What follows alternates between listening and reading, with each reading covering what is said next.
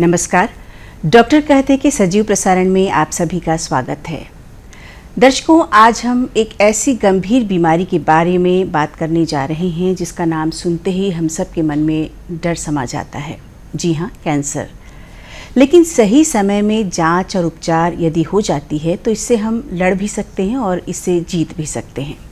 तो कैंसर के बारे में, क्या है ये कैंसर, कैसे होता है, कारण क्या है, लक्षण क्या हैं, इसके उपचार कैसे हैं, छत्तीसगढ़ में क्या व्यवस्था है इसके उपचार की, इस विषय पर बातचीत करने के लिए आज हमारे साथ स्टूडियो में मौजूद हैं क्षेत्रीय कैंसर अनुसंधान केंद्र के निदेशक और मेडिकल कॉलेज रायपुर हॉस्पिटल के डीन डॉक्टर विवेक चौधरी जी। नमस्कार डॉक्टर साहब, आपका स्वागत है।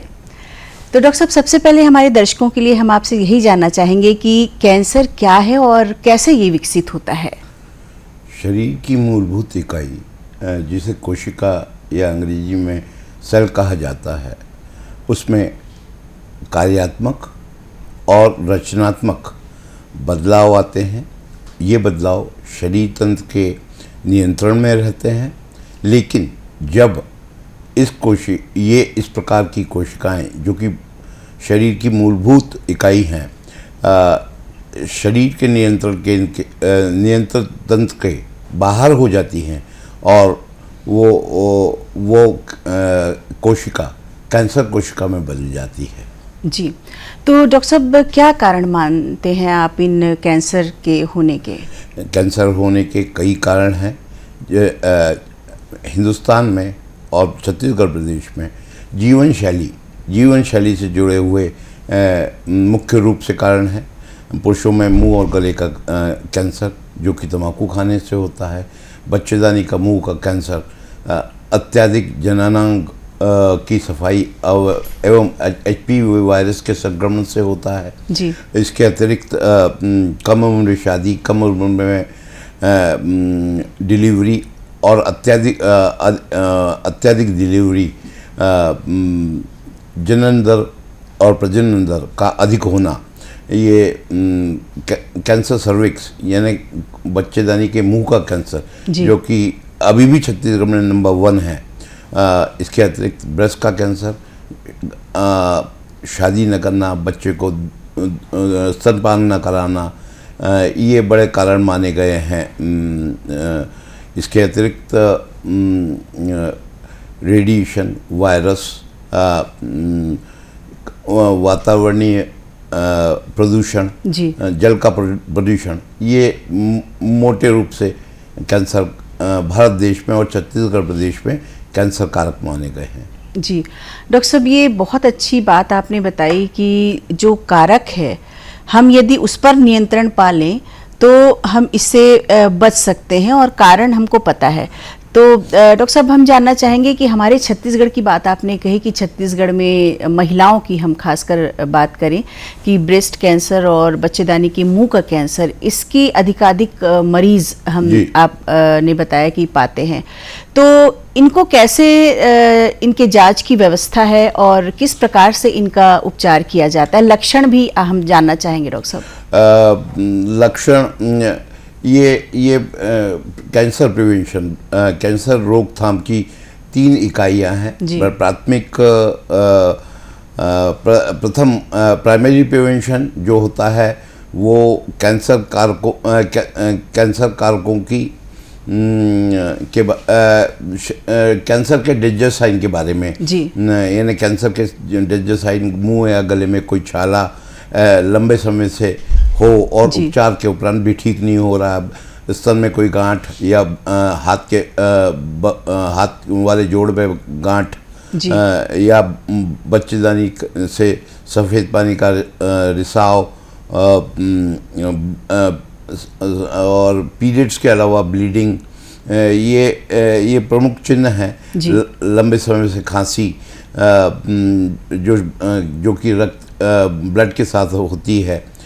तो ये प्राइमरी प्रिवेंशन में कैंसर के खतरे के चिन्हों की जानकारी, सेकेंडरी प्रिवेंशन में कैंसर कारकों की जानकारी, जैसे कि तंबाकू किसी भी रूप में ली जाए, गुड़ाकू के रूप में ली जाए, गुटखे के रूप में ली जाए, कैंसर कारक होती है।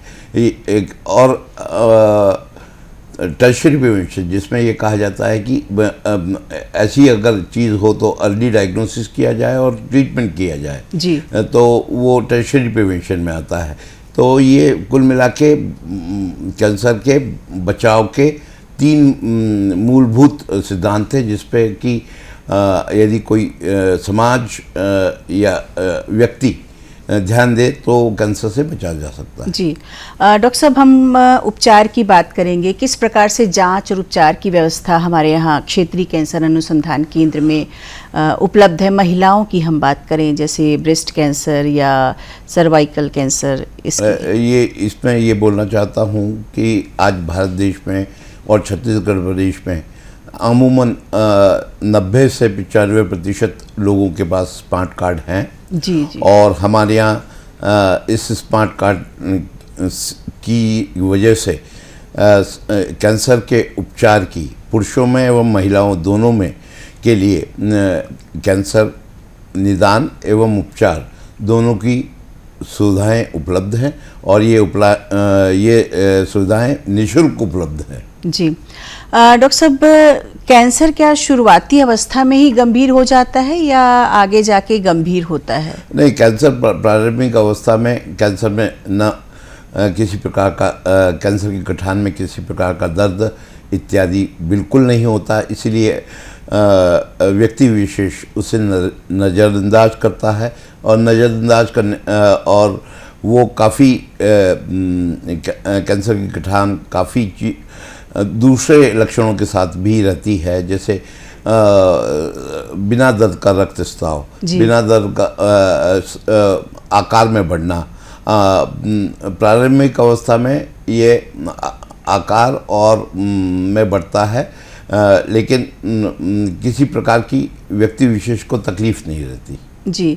डॉक्टर साहब, उपचार किस तरीके से किया जाता है कैंसर का? कितने चरणों में किया जाता है? कैंसर की स्टेज के हिसाब से है। कैंसर की स्टेज 1 से 4 फर्स्ट स्टेज से 4th स्टेज मानी गई है, और इसके कैंसर उपचार में प्रारंभिक अवस्था में ऑपरेशन या रेडिएशन, पहली 2 अवस्था में, प्रथम अवस्था द्वितीय अवस्था में ऑपरेशन या रेडिएशन कैंसर का पूर्ण रूप से इलाज कर पाते हैं।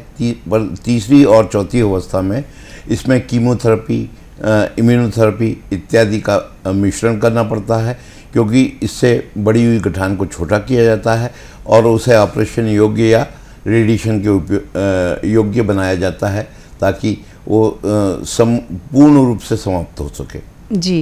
डॉक्टर साहब, अभी हमने सुना है कि कुछ टीके आए हैं, उसके बारे में जानना चाहेंगे। बालिकाओं के लिए कुछ टीके उपलब्ध हैं, तो क्या इससे हम बहुत अच्छी बात कही आपने।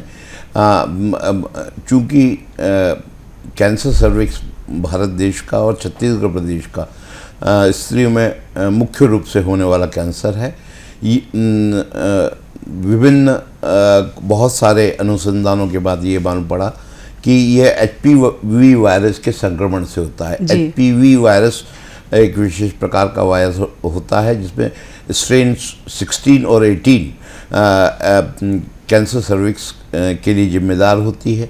यदि 9 साल से 14 साल की बच्ची को, जो कि शादी के पहले अगर इन बच्चियों को ये वैक्सीन लगाया जाए, तो ये बच्चियाँ 90% तक ये बच्चेदानी के मुंह का कैंसर यानी कैंसर सर्विक्स से छुटकारा पाती है। जी। तो डॉक्टर साहब, क्या ये हर सरकारी केंद्र में, सरकारी अस्पतालों में निःशुल्क ये उपलब्ध है? ये अभी बजट में आया है, और ये थोड़े दिन बाद ये सभी जगह पे उपलब्ध हो जाएगा। जो भी शासन की नीति होगी उसके हिसाब से ये उपलब्ध होगा, और प्रत्येक स्कूल में जाके बच्चियों को या उनको अस्पताल में बुला के बच्चियों को ये वैक्सीनेशन किया जाएगा। जी। डॉक्टर साहब, अभी हम देख रहे हैं कि फेफड़े का कैंसर या आंतों का कैंसर, इसके भी काफ़ी पेशेंट आ रहे हैं। क्या कारण मानते हैं इनके? फेफड़े के कैंसर में मुख्य रूप से लक्षण में लंबी खांसी, सांस का भरना, छाती में दर्द, खून खांसी में खून आना, ये माने गए हैं। इसका मुख्य कारण धूम्रपान है। धूम्रपान और वातावरणीय प्रदूषण, ये मुख्य रूप से इसके कारण माने गए हैं। लंबे समय से टीबी की बीमारी होना, ये कुछ कारण हैं जो कि फेफड़े के कैंसर है। कोलन के कैंसर ये फैमिली में चलता है। और मांसाहार एक प्रमुख कारण माना गया है। मांसाहार, कॉन्स्टिपेशन, कब्जियत की शिकायत, लंबे समय से कब्जियत की शिकायत इत्यादि आंत के कैंसर के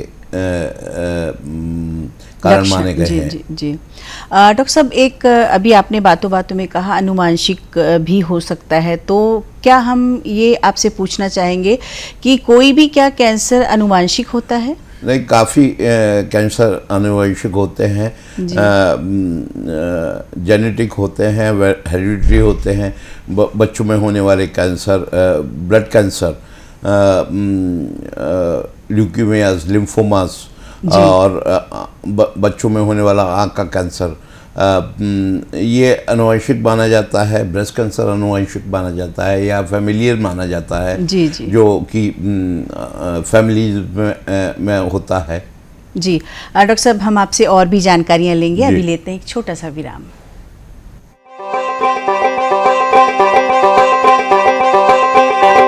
मेरी अपनी सबकी है ये, मेरी अपनी सबकी है ये, आज ही नहीं कल की है ये, अपने हक अधिकार दिलाती आपकी बातें, आपकी बातें, आपकी बातें, आपकी बातें, हर मुश्किल का हल है सुझाती, जीने की एक राह दिखाती, अंधियारे में राह दिखाती, आपकी बातें, आपकी बातें, आपकी बातें, आपकी बातें। देखना ना भूलें आपकी बातें, हर गुरुवार शाम 6 बजे दूरदर्शन छत्तीसगढ़ पर। डॉक्टर कहते कि सजीव प्रसारण में एक बार फिर आपका स्वागत है। डॉक्टर विवेक चौधरी जी हमारे साथ हैं और आपको जानकारी दे रहे हैं कैंसर रोग के बारे में। डॉक्टर साहब, आपको क्या लगता है पहले की तुलना में अब कितनी जागरूकता लोगों में आई है कैंसर के प्रति? पहले की अपेक्षा ये काफ़ी अधिक जागरूकता आई है। लोग अपने शरीर संवेदना के प्रति जागरूक हुए हैं, कोई भी गांठ के प्रति चिंतित रहते हैं। दूरदर्शन के माध्यम से एवं अन्य प्रचार प्रसार के माध्यम से इस प्रकार की जानकारी जनमानस तक पहुंचाई जा रही है। सोशल मीडिया आने के बाद काफ़ी कैंसर के प्रति लोग सजग हो गए हैं, और ऐसा प्रतीत होता है कि जागरूकता तो समाज में बढ़ी है। क्योंकि डॉक्टर साहब, मुझे लगता है पहले लोग छिपाते भी थे बीमारियों को, आगे नहीं आते थे, लेकिन अब आगे आकर वो जांच भी करवाते हैं और उपचार भी करवाते हैं। ये बिल्कुल सही बात बोली। अब समाज में व्यक्ति की ऐसी मानसिकता हो गई है कि वो पहले ऐसा था कि वो उन मरीजों को नहीं जानते थे जिनकी कैंसर से मृत्यु हुई है, लेकिन अब ऐसा हो गया है कि हम उन सब लोगों को जानते हैं समाज में जो कैंसर से पूर्ण इलाज करा के स्वस्थ हो गए हैं। ऐसी धारणा समाज की बन गई है, जो कि बहुत पॉजिटिव है कि लोगों को ये विश्वास हो चला है कि कैंसर का उपचार उपलब्ध है। जी। डॉक्टर साहब, ब्रेस्ट कैंसर और मुंह का कैंसर, इसकी क्या जांच हम घर में कर सकते हैं? मुंह के कैंसर के लिए self examination of oral cavity, स्वयं मुख परीक्षण, कांच के सामने आपको खड़ा होना है और अपने मुंह की संरचना को देखना है। ऐसे स्थान पे जहाँ पे आप तम्बाकू गुटखा रखते हैं उस स्थान को देखना चाहिए, वहाँ पे कोई छाला तो नहीं है या गांठ तो नहीं है। उसी प्रकार स्वयं स्तन परीक्षण, महिलाओं को स्नान के वक्त स्वयं स्तन परीक्षण करना चाहिए, जो कि महीने में या 15 दिन में एक बार पूरे स्तन को देखें हथेली के माध्यम से, एवं हाथ के जोड़ और छाती के हाथ और छाती के जोड़ को बराबर महसूस करने की कोशिश करें कि कोई गांठ तो महसूस नहीं हो रही। जी, कोई भी असामान्य परिवर्तन यदि दिखता है तो ज़रूर डॉक्टर के पास जाके इसकी जांच करानी चाहिए। बिल्कुल इसको नज़रअंदाज नहीं करना चाहिए। ऐसी कोई भी लक्षण दिखते हैं तो डॉक्टर के पास जाके उसका परीक्षण कराना चाहिए। रीजनल कैंसर सेंटर में हमारे यहाँ निःशुल्क परीक्षण उपलब्ध है, तो कृपया यहाँ पे हमारे यहाँ आएँ और निःशुल्क जांच कराएं। जी डॉक्टर साहब, अभी आपने कहा कि कैंसर पूरी तरह से ठीक भी हो सकता है यदि सही समय पर इसका उपचार किया जाए। मरीजों को कैसे हम मानसिक रूप से मजबूती प्रदान कर सकते हैं, उनको कैसे स्वस्थ रख सकते हैं मानसिक रूप से, क्योंकि ये बहुत ज़रूरी है। कैंसर का नाम सुनते ही आदमी एक तरह से डर जाता है। जैसे मैंने पहले बताया कि अब समाज में सोशल मीडिया के माध्यम से, दूरदर्शन के माध्यम से, अन्य टीवी और आकाशवाणी के माध्यम से इस चीज़ को सरकार के द्वारा, समाज के द्वारा प्रचारित किया जा रहा है कि कैंसर का पूर्ण इलाज संभव है। समाज में बहुत सारे लोग हैं जो कैंसर का इलाज करा के पूर्ण रूप से ठीक हो गए हैं। जी डॉक्टर साहब, आपको क्या लगता है कि किस तरीके का खान पान होना चाहिए कैंसर मरीज का ताकि वो स्वस्थ रहें? हाई प्रोटीन डाइट होना चाहिए। जी। मांसाहार से थोड़ा सा बचना चाहिए। जी। मांसाहार में अगर आप मांसाहारी है तो अंडे और चिकन और फिश इसी का प्रयोग करें, रेड मीट का प्रयोग ना करें। जी। जितना पानी ज़्यादा पिएं, फल, सब्जी, हरी सब्जी और फल का उपयोग ज़्यादा करें। डॉक्टर साहब, कैंसर रोग में ऑपरेशन की नौबत कब आती है?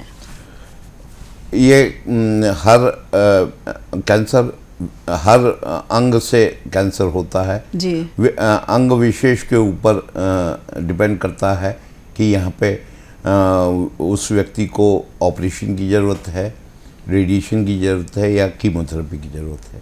डॉक्टर साहब, हम जानना चाहेंगे कि मरीजों को किस प्रकार से उनका जीवन शैली होना चाहिए, खान पान होना चाहिए, या एक सामान्य व्यक्ति का कैसा रहन सहन खान पान हो ताकि वो इस रोग से बच सकें?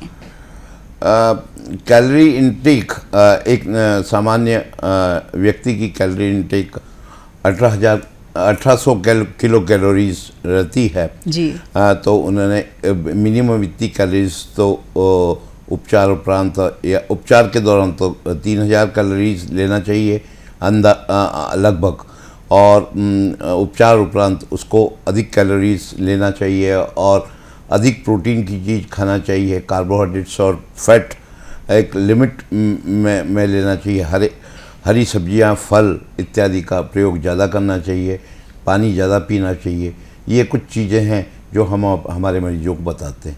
डॉक्टर साहब, जैसे कि आपने कहा कि हमारे छत्तीसगढ़ में बच्चादानी के मुंह के कैंसर के मरीज़ की संख्या सबसे ज़्यादा पाई जाती है, तो हमारे ऐसे मरीज़ों को या ऐसे लोगों को क्या संदेश देना चाहेंगे, किस प्रकार से वो सावधानी रखें ताकि इस बीमारी से बच सकें? इसमें बस मेरा आप सबसे यही अनुरोध है कि छत्तीसगढ़ गुड़ाकू के लिए पहचाना जाता है। दिन की शुरुआत गुड़ाकू से, दांत मांजने से होती है। तो सभी से अनुरोध है कि गुड़ाकू या तम्बाकू किसी भी रूप में अगर लेते हैं तो आप छोड़ें। बच्चेदानी के मुंह के कैंसर के विषय में यदि आप बच्चेदानी की रखरखाव, हाइजीन का विशेषकर ख्याल रखें। पीरियड्स में साफ सैनिटरी पैड्स का प्रयोग करें। कम उम्र में शादियां हमारे समाज में, हमारे लीगल उसमें भी बंद हो गई हैं। तो कम उम्र में शादी न करें बच्ची की, और बस यही मुख्य चीज़ें हैं जो कि बच्चेदानी का कैंसर, मुंह का कैंसर रोकने में जी कामयाब बचा सकती बचा हैं। सकती हैं। जी, क्षेत्रीय कैंसर अनुसंधान केंद्र की हम बात करें डॉक्टर साहब, तो यहाँ पर क्या क्या और सुविधाएं हैं उपचार के? क्या कुछ नई तकनीक या विधियां आई हैं कैंसर के उपचार के लिए? हमारे यहाँ कैंसर की सभी विधाएं, जैसे कि ऑपरेशन, कीमोथेरेपी, रेडियोथेरेपी सब उपलब्ध है।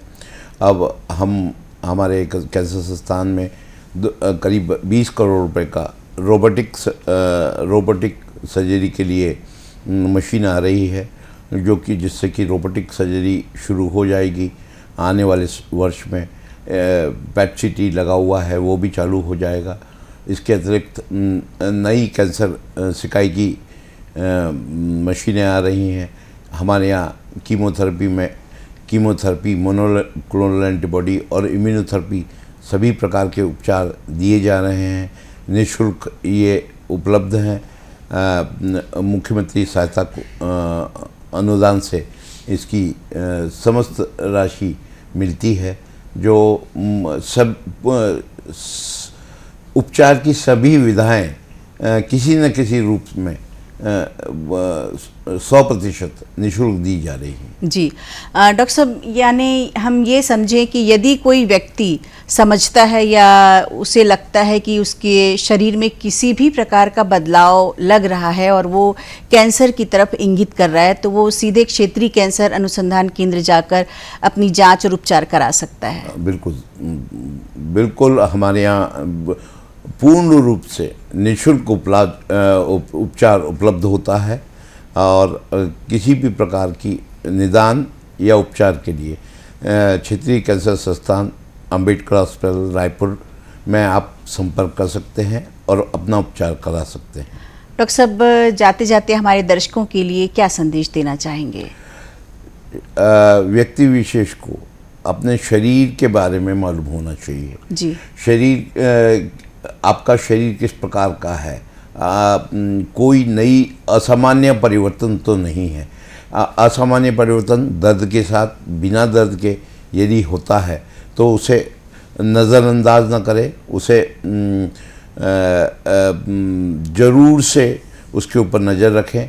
यदि ये असामान्य परिवर्तन उपचार उपरांत के, प्राथमिक उपचार के बाद भी ठीक नहीं हो रहा है, तो